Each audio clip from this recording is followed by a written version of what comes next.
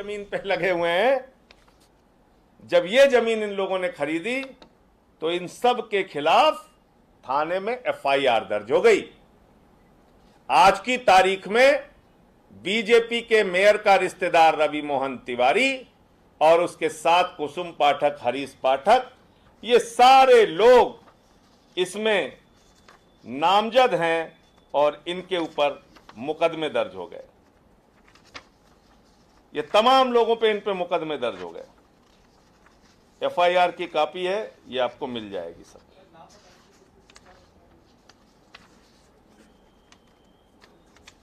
मैं एक एक करके अभी आपको ये पूरा कागज दे देता हूं, इसको देख लीजिएगा। इसके बाद एक जमीन खरीदी जाती है, हरीश पाठक के एक भाई हैं अनिल। इस जमीन को विष्णु कुमार जी खरीदते हैं। विष्णु कुमार जी कौन है? बीजेपी के मेयर का अकाउंट देखते हैं। ये 15 मार्च को हरीश पाठक के भाई से 255 वर्ग मीटर जमीन 10 लाख रुपए में खरीदते हैं और इसमें गवाह बनता है बीजेपी के मेयर का भांजा दीप नारायण उपाध्याय। और यही जमीन ट्रस्ट को 3 दिन के बाद 60 लाख रुपए में 18 मार्च को बेच दी जाती है। इसमें कौन गवाह है? इसमें गवाह हैं वही पुराने ऋषिकेश उपाध्याय, अनिल कुमार मिश्रा। 10 लाख रुपए में 15 मार्च को एक जमीन 255 वर्ग मीटर खरीदी जाती है 10 लाख रुपए में, और 18 मार्च को 255 वर्ग मीटर ही जमीन, उसी जमीन का दूसरा हिस्सा हरीश पाठक से खरीदा जाता है 60 लाख रुपए में। और ये जमीन जब खरीदी जाती है तो इसमें गवाह बनते हैं ऋषिकेश उपाध्याय और अनिल कुमार मिश्रा। तो मेरा कहना यह है कि जब आपको यह भी पता चल गया कि जो कमाई वहां से हुई, उस कमाई को कैसे हरीश पाठक और कुसुम पाठक ने मिलकर सुल्तान अंसारी और रवि मोहन तिवारी के साथ संपत्ति बना ली 10 करोड़ की, इतनी सारी जानकारियां आपको मिल गई।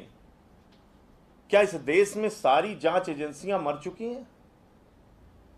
क्या इस देश की सारी जांच एजेंसियां खत्म हो चुकी हैं, कहीं उनका कोई रोल नहीं है? क्या इस देश के प्रधानमंत्री की संवेदनाएं पूरी तरीके से समाप्त हो चुकी हैं? प्रभु श्री राम के मंदिर के नाम पे करोड़ों करोड़ का घोटाला बीजेपी वाले कर रहे हैं ट्रस्ट के साथ मिलकर,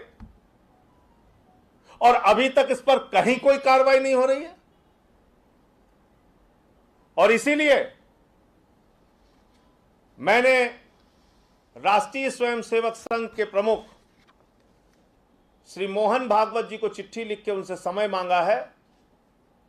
मैं उनको ये सारे कागजात बीजेपी नेताओं के भ्रष्टाचार से संबंधित, जमीन घोटाले से संबंधित और ट्रस्ट के लोगों के घोटाले और भ्रष्टाचार से संबंधित देना चाहता हूं। आरएसएस के प्रमुख जो अपने आप को हिंदूवादी संगठन होने का दावा करते हैं, वो इसका संज्ञान लें और इस पर अपनी ओर से उनका क्या पक्ष है वो देश के सामने उनको सार्वजनिक करना चाहिए। ऐसे करोड़ों राम भक्तों को ठगा नहीं जा सकता, ऐसे उनकी आस्था को चोट नहीं पहुंचाई जा सकती। तो इसलिए आज ये एक बड़ा कागज इस मामले में और सामने आया था, तो मैंने समझा कि आप लोगों को इसकी जानकारी दे दी जाए। भारत की पोलियो से जीत की कहानी बड़े बड़े शब्दों में लिखी जाएगी, पर इस जीती हुई